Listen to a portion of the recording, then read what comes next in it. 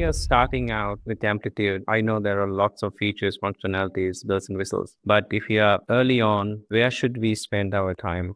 What are the recommended features that we should look at? What are the top three things that we should spend our energy on? It depends on what are some of your critical use cases that you're trying to analyze using Amplitude. On a high level, if you are really new, the first thing you should spend your time on is plan your data out, make it extremely focused towards the use cases, the KPIs that you're trying to build. Second thing, if it's focused on GTM, then I'm assuming that you will have a bunch of marketing use cases as well. Try to understand Amplitude's marketing analytics capabilities, like how channel classifiers are configured, how to create data tables. We have a way of calculating return on ad spend that requires you to understand our integrations with ad networks as well. Try to understand the entire workflow from getting data from ad networks, connecting it to your user data. And third thing, get yourself super familiar with Amplitude data model and our funnel and event segmentation charts to get started with. Based on my experience with the customers, 70 to 80% of the use cases can be solved using these two charts. And the final thing is to understand how to debug your data, how to ensure that you are sending data accurately. And for that, you would require to understand the user lookup feature. You can dive into a user profile. You can see how the events are being sent to Amplitude, if they're in the correct order or not. You can see every detail about the raw data that Amplitude is ingesting for a particular user for a particular event. So it's a great way of checking if whatever you are sending is accurate.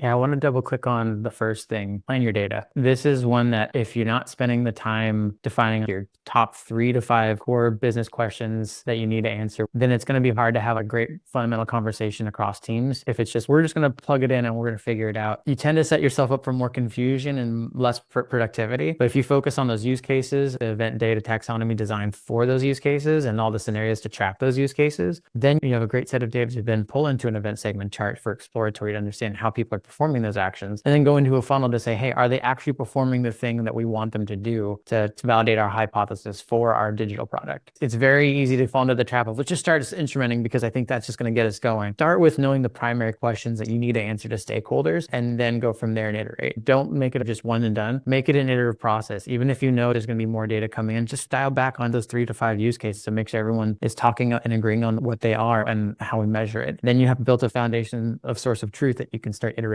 on. Definitely don't skip, planning your data out. Thank you so much.